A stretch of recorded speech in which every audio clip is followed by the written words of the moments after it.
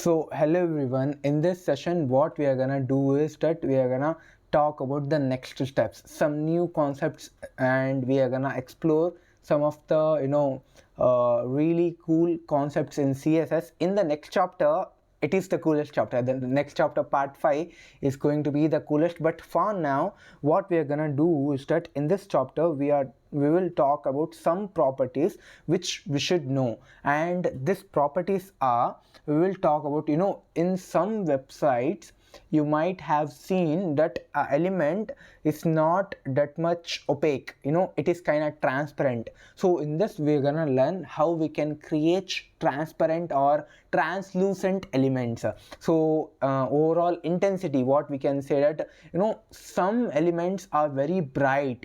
Let's, for example, if you go to google.com, and you will see that on top of we'll have Google symbol and search bar, and when you type something now, you will get auto suggestion. I don't know whether in Microsoft Pilot, I think we have this, right? Copilot, in GitHub Copilot also we have this, right? When you write this, let's say I'm writing in GitHub Copilot, I'm writing something in GitHub Copilot search, I'm writing something, then it will auto generate something. And if you observe the intensity of auto generated text when compared to the text which you have typed, the intensity of that text is kind of less, it is kind of translucent kind of thing, right? So to create, in this we're gonna learn how we can create that, not search, but how we can create translucent element, how we can create transparent element, how we can control the intensity of element. So intensity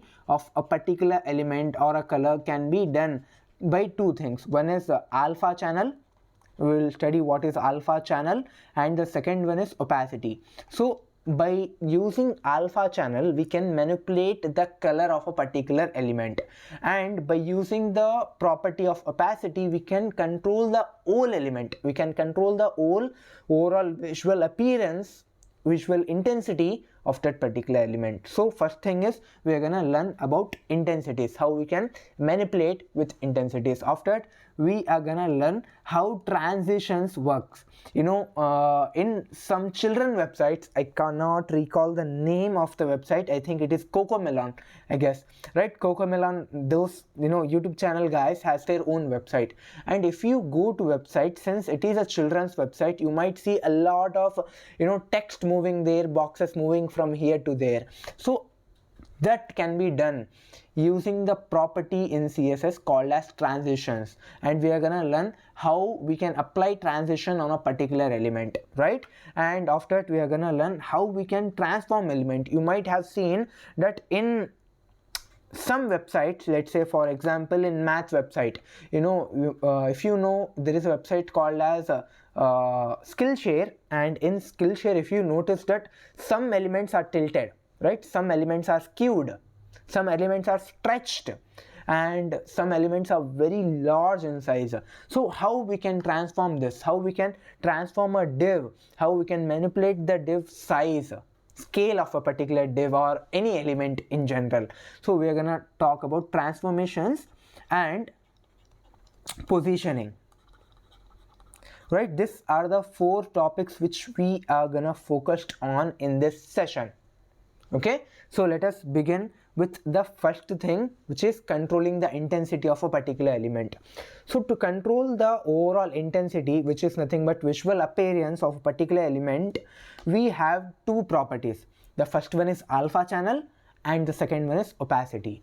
So alpha channel is used to set the opacity of a particular color. Here the color is important.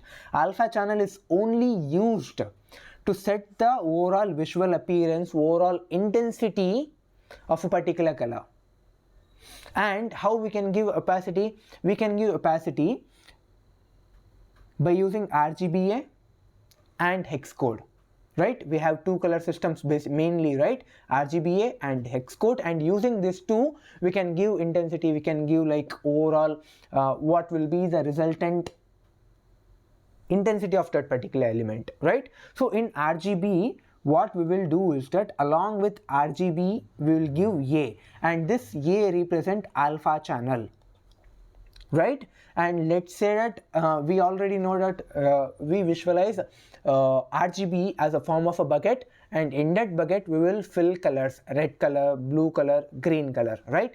This represents red, this represents green, and the third value represents blue, and it ranges from 0 to 255, right? Let's say I'm like filling all the colors, so the resultant color will be, if all the colors are 100%, then the resultant color will be white, right? And what the resultant color I'm getting, for that resultant color, how much intensity it should have, that thing is represented by this fourth column, which is nothing but my alpha channel. And if I give alpha channel 1, then it will have 100% intensity. If I give alpha channel as 0.3, then it will have 30% of its intensity. If I give 0.5, then it will be like it will behave as a translucent element, right? It will like visible 50%, it will be transparent 50%, right? So let me show you what I mean. So I will go to my HTML, click this. Now I have opened this compiler. In the compiler I will remove all this, I don't need in the body, and this HTML document is connected with this document style.css. Now in this I will create a div, and for this div what I will do is that in the styling I will add styling, I will remove all this. Now for this div, let's say I am giving height as 200 pixels and width as 200 pixels, and let us say that I am giving background color as yellow, right? So let me save and run this. This is an online compiler, so I don't need to save. Now you can see that when I run this code now, I'm getting a box, square box, and the intensity of this square box is right now 100%. Now what I'm gonna do is that I will manipulate the overall intensity of this block, of this box, using RGBA color. So what I will do is that here I will give background color RGBA, and let's say that I'm giving as 255, 0 and 0. So 255 represents red, so the overall block will now become red, and along with it I will give intensity. Let's say I just only wanna give 20% of its total intensity, so I will give 0.2. So what will happen is that my element will become something similar to translucent, so it will be visible and at the same time it will be transparent. We can see what is beyond, like what is the what is there in the backwards of this particular element. So let me save and run this. You can see that we are getting red color, but the intensity of that red color is very low, very small, and if I increase the intensity, then the element will go towards opaqueness. So here I will give, let's say I am giving 0.9 and run this again, and when you run this you will see that the overall intensity of element got increased and the element is becoming opaque, and if the element is becoming opaque we cannot see what is at the back of it, right? Like this we can manipulate the overall intensity of a particular element. And you need to understand here that alpha channel is only used to manipulate the color of a particular element. We cannot manipulate the whole element but only the color, right? For example, what I mean is that let's say that in this div I am writing hello world. So here I am writing hello world and I am running it. So I will get this div, inside that div I will have hello world. Okay, now what I'm gonna do is that in the style I will decrease, let's say I'm decreasing the intensity by 0.3. so I have given 30% of its total intensity. So when I give this now, the overall div color will get changed, but the text, the element will remain the same. Okay, so run this. You can see that the overall intensity of the element is changing, but the text color, the intensity of text is remain the same. So from this what we understood is that alpha channel is only used to manipulate the color of a particular element, but it cannot change the intensity of that element. Let's say I want to change the hello world by the intensity of hello world by 30%. Then I cannot do that using alpha channel. For that I have to use opacity property. So let us talk about opacity. So opacity is used to set the overall appearance, overall intensity of the whole element. So the difference between alpha channel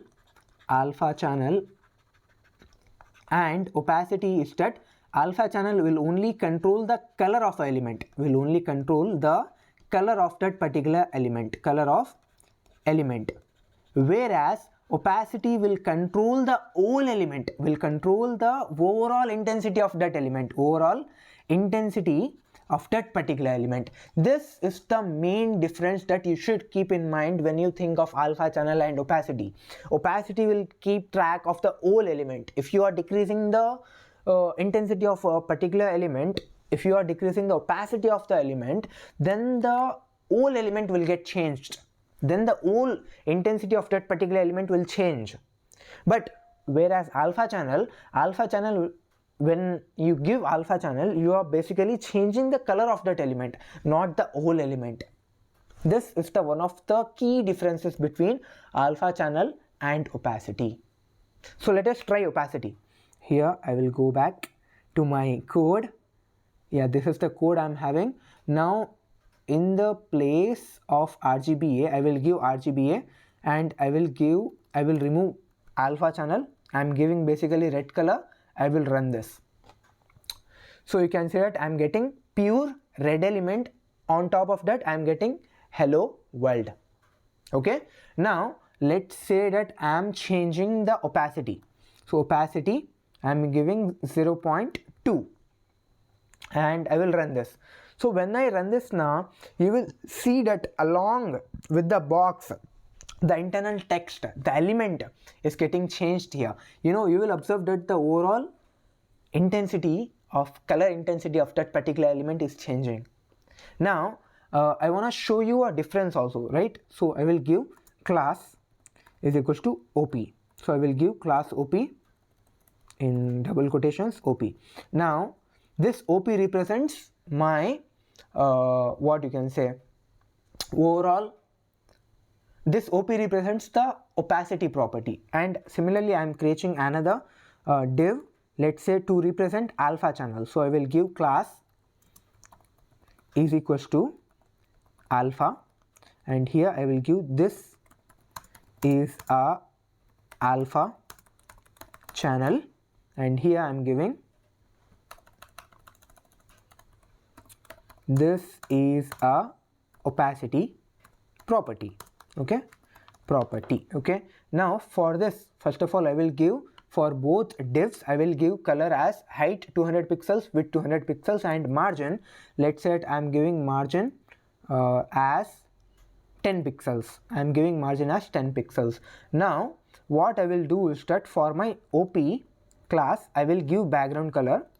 I will give background color, let's say that yellow color, and for OP class here I need to give dot. Okay, so for OP class I will give opacity as 0.5. now for alpha class I will give background color RGBA, let's say I am giving blue color now, so R0 0 255, and inside that I will give like overall RGBA color as 0.5. so here inside the OP class I am having this is a opacity property, and in the second div I am having this is a alpha channel. Now let me save this and run. So when I save this and run, now you will see that overall difference. So you will see that yellow color is having 50% opacity, and the text in that also, the overall element is getting changed, the overall intensity of the element is changing. Whereas here you can see that I am having this intensity, blue intensity is 50%, but in alpha channel the only change is happening in color. I hope you understood. I hope you got the logic here. Okay, now there is a cool concept called as transitions in CSS. So transitions is used to enable the transition from one state to another state. What I mean by this is that, let's say that you are having some element. It can be a button, it can be a text, it can be a basically div block, whatever it might be. You are having a element, a HTML element. Now when you create this, now it will have some initial stage, right? Now you want to change that state whenever action got performed on that particular element, right?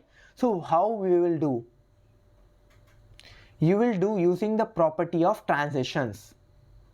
Okay, so to change the initial stage, a particular element, to change its state from one state to another state, you will use transition properties.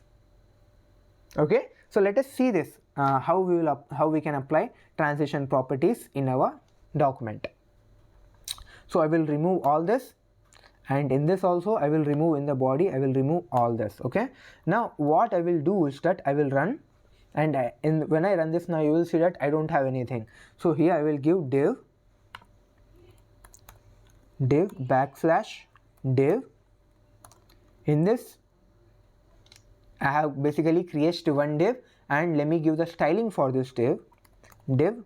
Let's say I'm giving height 200 pixels and width 200 pixels, and let's say I'm giving the background color as, let us give, what we can give, yellow or black. Let us give black. Okay, so I'm creating this div.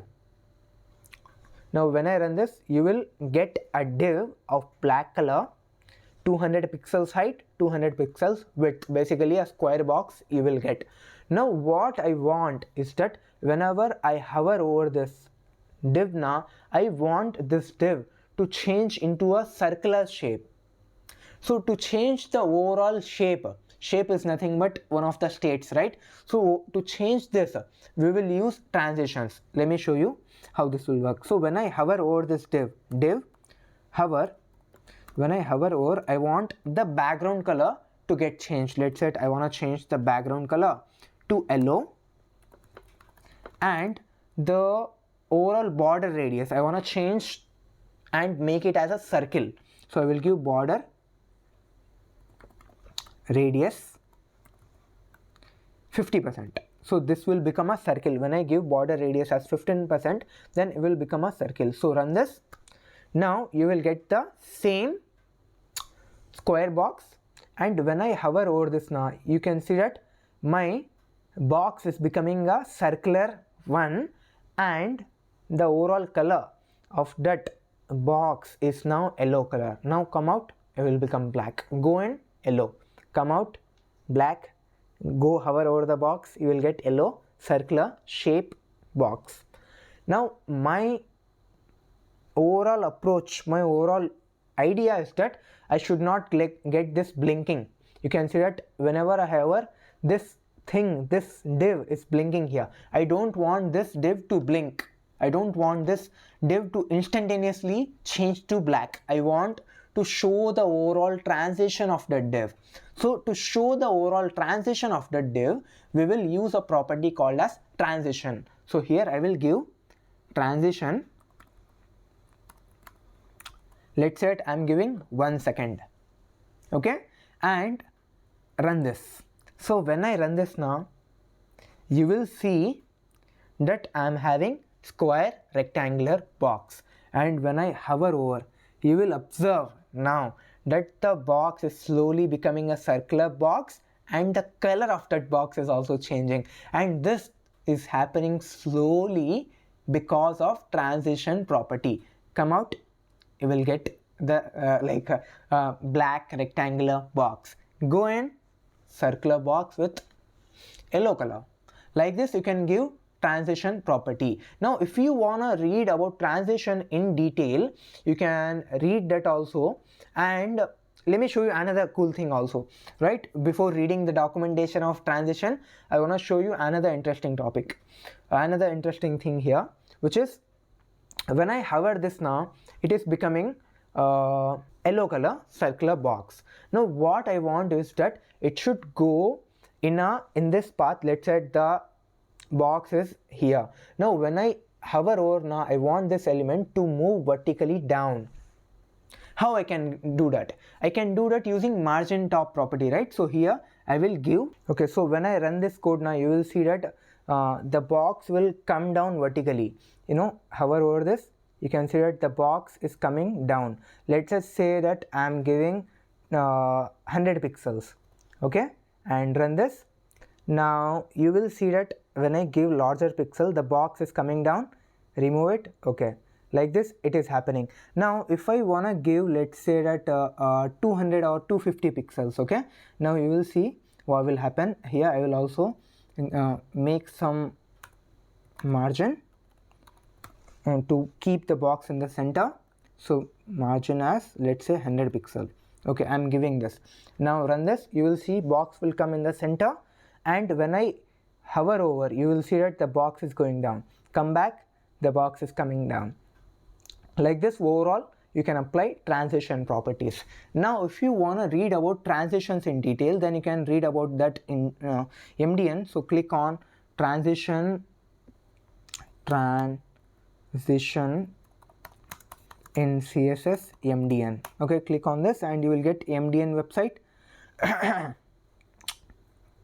Yeah, in this you will see various types of transitions. You know, we have margin transition, like margin right. When you click on, when you hover over the element, the transition will happen like this.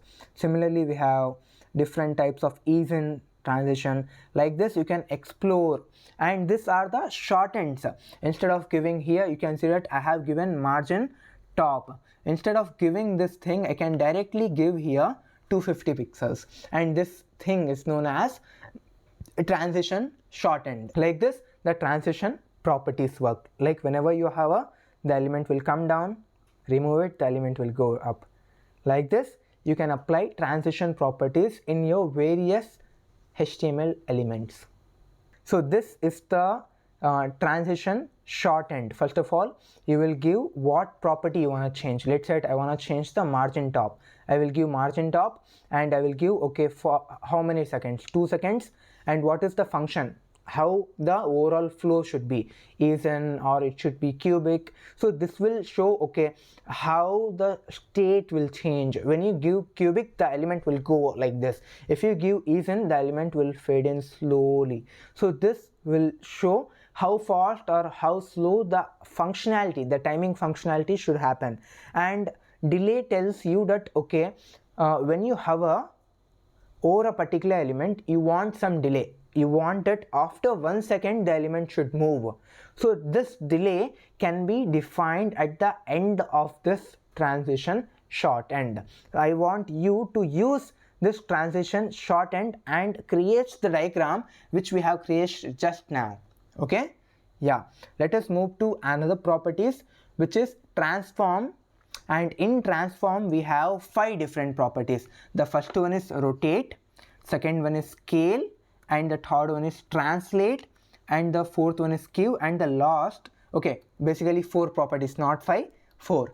Okay, so we are gonna study these 4 properties in detail by taking a sample div. So what we will do is that we will create a div. Just we have like create a div, right? So like that we will create one div and we will apply all the properties to this particular div. What are the properties we are having in transform function?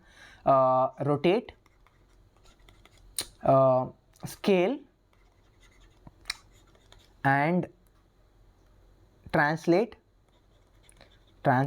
and skew property. These are the 4 different properties that we are having for a particular these are the 4 different properties that we are having in transform function. Okay, now what we are going to do is that we are going to study in detail what are these properties, how this will work. So here I will come back to my VS Code my compiler, not VS Code. So in the HTML document, I have created a div, and in this I will remove all the styling and I will give div styling as, so for div I will give height as 200 pixel and width as 200 pixel. Now let us give background color as yellow. Now what I did is, let me run this here. So I have created a div of 200 height, 200 width and a yellow color. Now what we are gonna do is that we are gonna apply our transform property. We have rotate, we have scale, we have what we have like translate and skew property. These are the 4 properties. We will apply each and every property for this div and we will understand how these things are working. So first of all, I will apply rotation property. So I will give transform, and let's say I am giving rotate, and here we need to give degree. So when I give degree, now let's say I am giving this is my element, right? So when I give 45 degree, the element, generally we measure element angle like this, but in CSS reverse will happen. The element will rotate something like this. The element will rotate 45 degrees like this on downside. Okay, generally when you in math, when we like measure angle, the angle will get measured something like that, but when you give plus 45, the element will get rotate like this. So let me show you here. I will give 45 degrees. So what will happen is that this is my block, right? So this block will get rotated like this. So let me show you and run. You can see that the element is now rotated 45 degrees. Let me give the margin. I don't want this to go inside the corner, so I will give margin as 100 pixel. So let me give and run this. Now you can see that the element is now rotated 45 degrees. If I give, let's say that I am giving 0 degrees, then what will happen is that the element will remain the same, right? Similarly, if I give like 25 degrees, the element will get tilted by 25 degrees forward. Like you can see that the element is rotating forward, not backwards. In general cases, when we measure angle in math, we used to measure angle like this, but in CSS the angle will get measured like this. Okay, yeah, this is about rotation property. Similarly, we have another property called as scale. So we have this thing now. Okay, I will remove transform now. I hope you have understood how rotation works. To rotate a particular element, we write transform rotate. In that we will give what angle we wanna give, and that angle should be in degrees. And you need to remember that whenever you are giving angle something, the element will get rotated in forward direction. Okay, clear. Now I will remove this, run, and you will see that this is your general box. You are seeing that in the screen.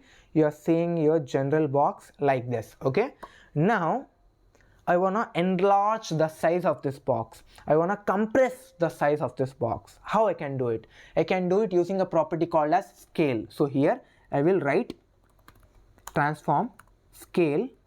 Let's say I am giving scale as 2. So when I give scale as 2, now the size of the element will become 2x larger. So let me save and run this. Now you can see that the overall size of this div is 2x larger.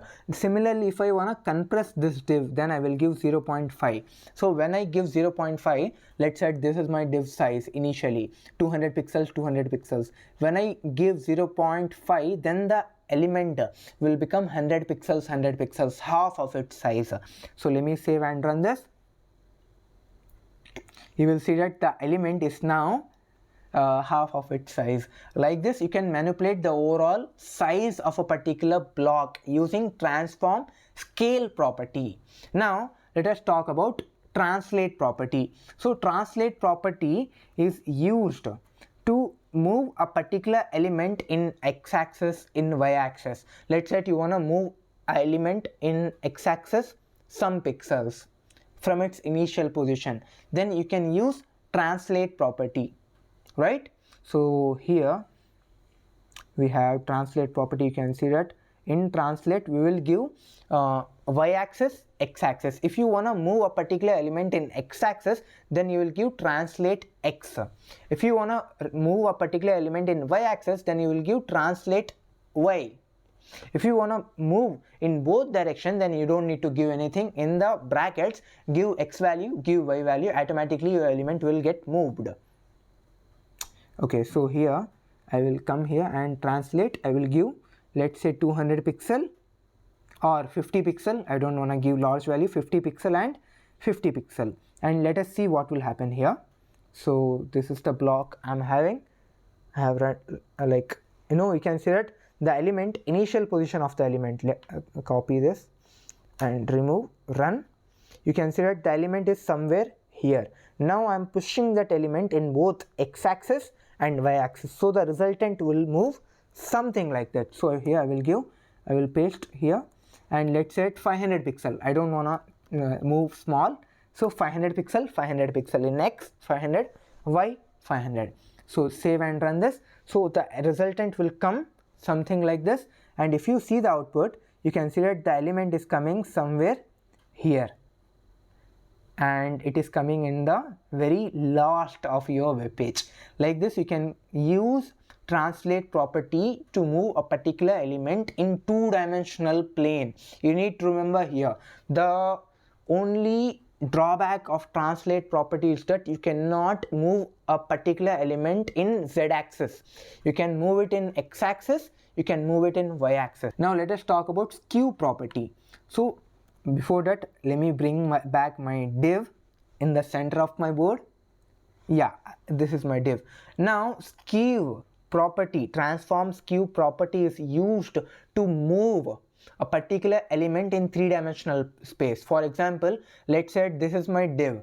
Now for this div, I want this div in my web page. Let's say this is the web page, and in that I am having div. Now I want to move this element in z-axis. I want to make this as a skewed element. So to do that, we use transform skew property. So here you can see that transform skew property is used to skew a particular element, to make this tilted, right, kind of tilted element. We use skew property.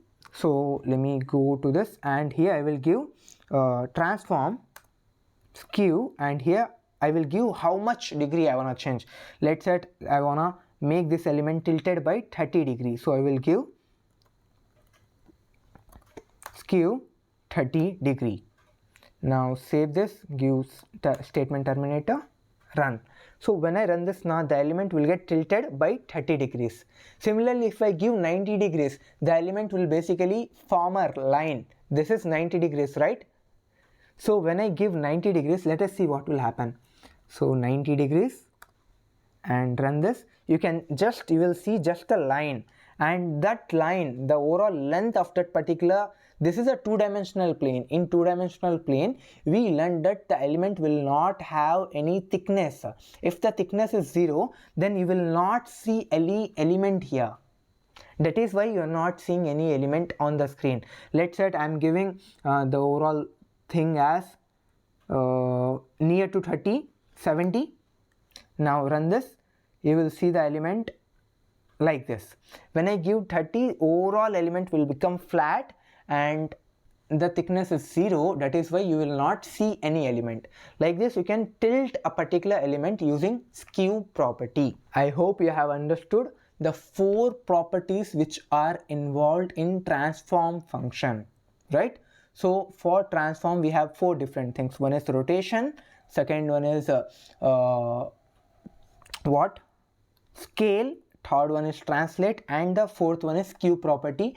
For one div, we have applied all the properties to it. Now let us talk about an interesting concept called as box shadow. So you might have seen some websites that when you hover over a button, you will get a backdrop beyond that button. You will get a 3D effect beyond that effect, like button or beyond that element. This can be done using a property called as box shadow, right? And we can write box shadow and it is used to create shadow effect around that particular element frame. We will see how we will create, but for now you need to understand this, that box shadow is used to create a shadow effect beyond a particular element. And we will write box shadow something like that, right? We will give, okay, in x-axis how much thickness or how much shadow you want, and on y-axis, on vertical side, how much blackness or shadow you want. And this thing is known as offset. We call this as offset. So let me show you. Let us say that this is my box, right? And this is the x-axis, this is y-axis. Now you want to create a shadow here and here.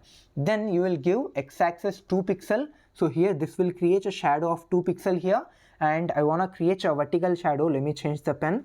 Okay, so I want to change a vertical shadow 2 pixel here, right? So first of all, I will give 2 pixel x-axis. So the first 2 pixel will automatically align with x-axis. The second 2 pixel will align with y-axis, and the third, we call this as offset. Offset will tell how much blur that shadow is going to be and what is the color of the shadow. Finally, we will give the color of the shadow.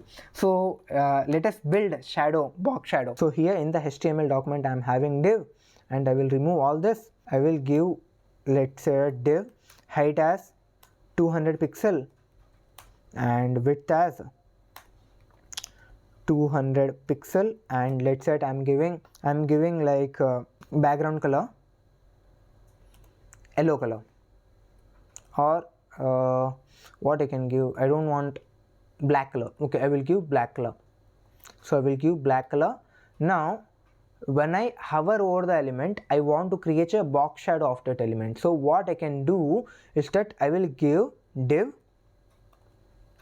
hover, and for this particular element, when I hover over, I want a box shadow, right? I want a shadow of that particular element. Then I will give box shadow, and let's say I want 10 pixel of x-axis, 10 pixel of y-axis, and the offset, I want offset to be 20 pixel, and yellow color, I want my shadow color as yellow. So let me save and run this. You will get a box like this. Now when I hover over the element, you will see that I am getting the box shadow. The element is coming up, and the overall shadow of that element is yellow color. Like this we can create box shadow. Now if I wanna give transition to it also, then I can give transition, let's say 1 second, and run this. Now you can observe that when I am hovering over, I am getting shadow after 1 second. Like this we can create shadow of a particular element. Now if I wanna remove this, now let's say at 5 pixel and 5 pixel. Now let us see what will happen. No, the overall x-axis width and y-axis width is getting decreased. Now if I decrease this to, let's say, at red color, and the offset as 10 pixel, run this.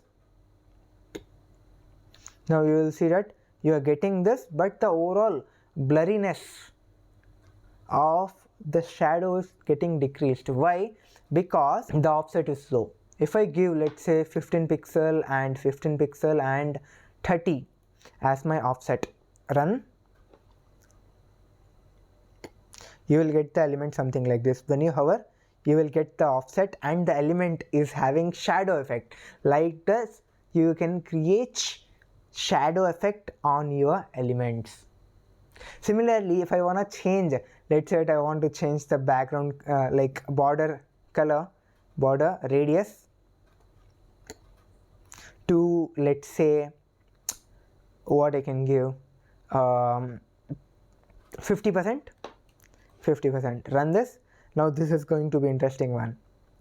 So I am having my box, hover over, you will get the shadow effect, and the overall shape of the element is also changing. Now along with it, you can also change the background color of the element also, right? Background color, blue and black will be good, right? Yeah, run this and come on the element is becoming like this. Like this you can add animations along with box shadow. Now let us understand how we can add background image for a particular element. So what I mean by background image is that, let me go to my VS Code, because I need to download image, right? So here I will remove all this, and let's say I'm creating a div. In the div, let's say I'm giving div.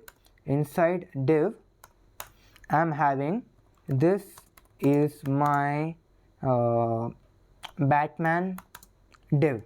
Okay, now in this I will create the styling of the div. Let's say height as 200 pixel and width as 200 pixel, and background color as, okay, I don't want any background color. I'm gonna add my Batman image for this div.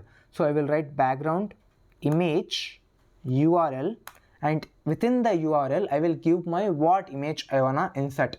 Let's say I don't have any image right now. I will download image. I will come here and I will give Batman image. Okay, now I want the Batman image. Okay, images, and let's say for now I'm downloading this image. What is the size of the image? 800 width and 142 height. So I will give the same height. Okay, save this image, and I will be saving this in my folder where I am having my development basic folder. Okay, Batman. I have saved this image, and for my div also I will give height as 144, right? 144 pixel, and width as 800 1142. Okay, I have created my div, and in the parenthesis I will give \Batman.png. okay, here I need to add styling also. So here I will add styling link rel is equals to style sheet, and href is equals to, let's say I am giving href is equals to style.css and closing link. So like this I have attached my style tag. Now if I go to the site, you will see that you will get the entire page like this. Okay, this is my old div, and in that you will get the entire div. Now what I will do is that I will compress my div here. I will compress the size. Let's say I am creating this one, and go to this, you will see now I am getting very less. Okay, let me change this as 1500. okay, now go to this element, you will see that you are getting the first image, and whatever the space you are remaining, the same image is repeating. So here for this we use background size. In background size we have three properties. The first property is contain, right? What contain will do, it will repeat the same element again and again, and this is the default. Whenever you are not giving any background size anything, then contain will remain, and contain will not crop, will not stretch image. Basically if the div size is too large when compared to image size, then it will repeat, right? Contain will repeat the same image again and again in order to fill the whole element. In order to fill the whole div, contain will repeat the image. Whereas what cover will do is that it will crop the image, it will crop the necessary thing, and it will cover the whole div, right? And it won't stretch your image, it won't spoil the quality of image. So most of the times we use cover. Okay, now the third property is auto. When you give auto, now it will crop, it will stretch, and because of this your property of the image, your quality of the image will disturbed. Okay, will get disturbed. So let us see these three different things. So here I will come here and I will give background size, right? Yeah, background size. Let's say I'm giving contain. So what this will do is that it will repeat the image and again until my whole element is filled with that image. So here I will come here, you can see that the image is repeating 2 times. So when I give, let's say I am giving cover, so what this will do is that it will crop the image and it won't repeat image again and again. Now if I give auto, now it will stretch the image. If I give auto, and it will overall stretch the image. Like this we have 3 different properties in image. Now here comes the most important topic, and the name of the topic is positioning. So let's say that I'm creating a element, I'm creating a div. For example, I'm creating a div. Now what I want is, I want to change the position of a div. How I can do it? I can do this position changing using these 4 different properties. The first one is static, the second one is relative, the third one is absolute, and the fourth one is fixed. Okay, these are the 4 properties which are used to change the position of a particular element in our document. Okay, so let us begin with static. This is really important. I want you to focus on this. This will be like around 15 minutes, right? This is the last part of this session, so this will be around 15 minutes, and I want you to focus on this, right? If you don't understand this now, you won't understand the other concepts, right? And this is where most of the students get like confused here. So listen carefully. So when you create static, right, and you're changing something in your page, then nothing will get changed. It will have the default size. Let's say in your page you are creating a div, and this is its initial position, and you are giving position static, and you're giving something top 500 pixels and bottom 500 pixels, right 500, left 500. You are giving something to change the position of the particular element. Then what will happen is that it will have no effect. Static will remain the same. Whatever the default position, the initial position of that particular element is, it will remain the same. The position will not change. Whatever you do, let's say you are giving top as 200, 500, 1000 pixels, then the position will not get changed when you give position as static. Okay, now relative will do, what will do is that, let's say this is my page and this is my div. Okay, now I'm giving top, first of all I'm giving position relative, and top as 100 pixel and left as 100 pixel. So this is its default or initial position, right? So what relative will do is that it will push the element from the top 100 pixel. So it will push 100 pixel from top, it will push 100 pixel from left side, and the new position of this element will be like here, right? So the position of the element will get changed. So this is about relative. Based on the previous position, the new position will be given to the element, and that positioning will happen based on the values you are giving. Let's say I am giving top as 100, so from the top the element will get pushed. I am giving left as 100, then from the left corner the element will be pushed.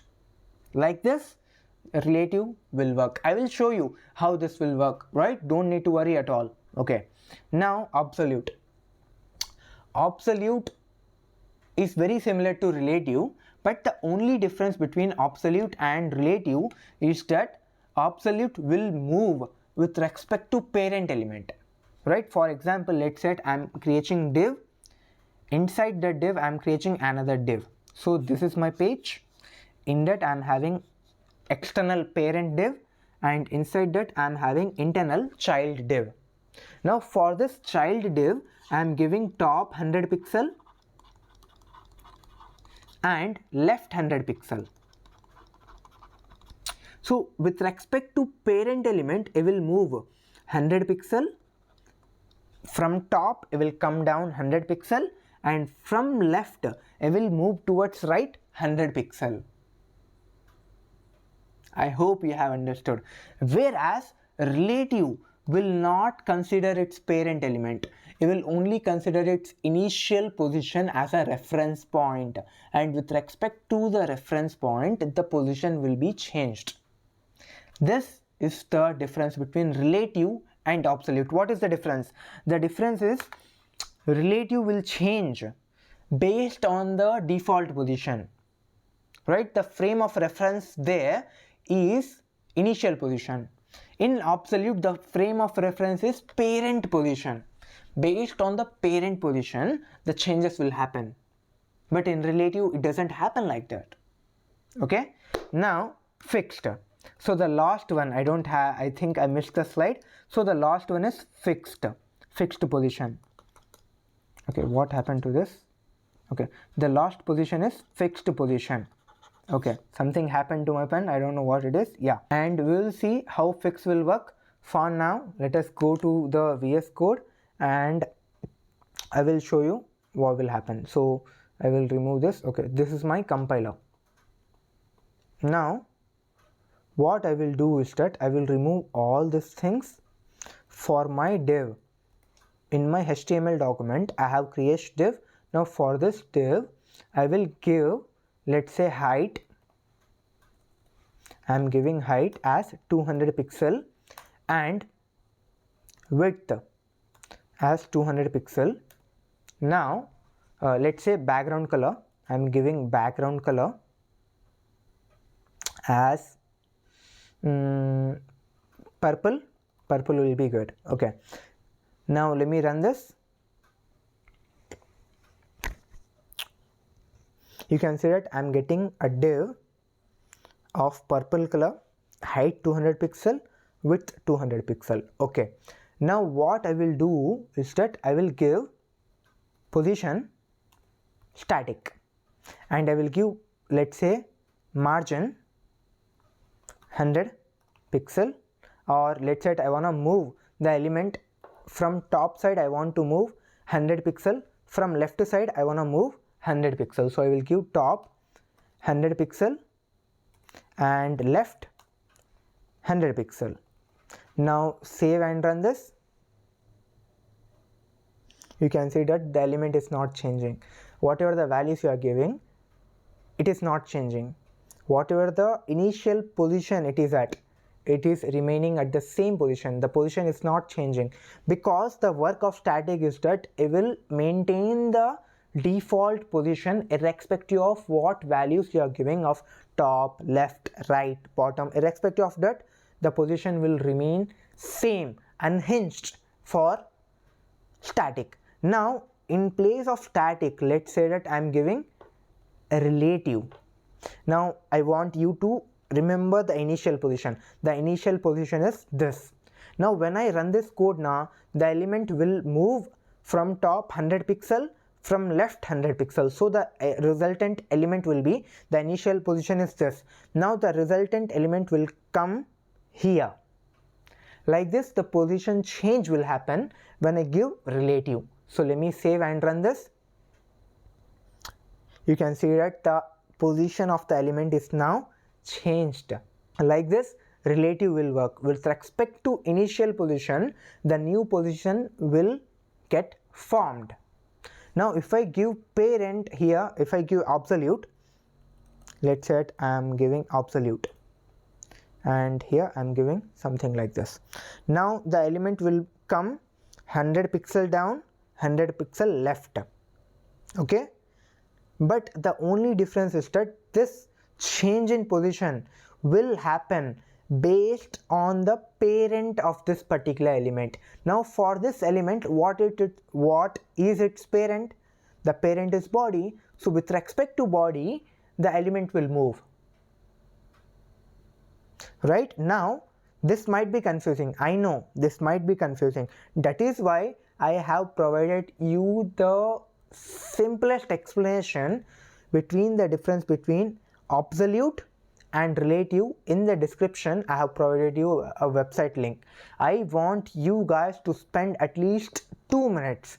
Just read the difference, and here they have shown you what is the actual difference between absolute and relative, and how absolute changes its position with respect to parent, and how relative changes its position with respect to its initial position. Okay, now let us talk about the final thing of our session, which is fixed. So if I give here fixed, then what will happen is that on this whole page the element will be fixed. Whatever you are scrolling, the element will get fixed in the same position. So run this, you will get the element. Now let's say I'm scrolling this, so this position will be fixed throughout the web page. So what I mean by this is that, let me search fixed position layout CSS. Now CSS, let me give CSS, and you will get this W3 website. And let's say I'm here, I'm giving fixed. Where is my fixed? Yeah, now I will try this, I will show you how this will work. Okay, so let me save and run this code. You will see that I'm getting this. Now if I scroll over this, like let's say I'm scrolling over this page, then the position of this will remain the same. What I mean by this is that, let's say I'm writing in the paragraph or in the h1 heading, I'm writing h1, I'm showing you how fix is working. So lorem ipsum, lorem ipsum, lorem ipsum, and like this, copy and paste this for, let's say, okay, paste. Okay, I have pasted this h1 tag.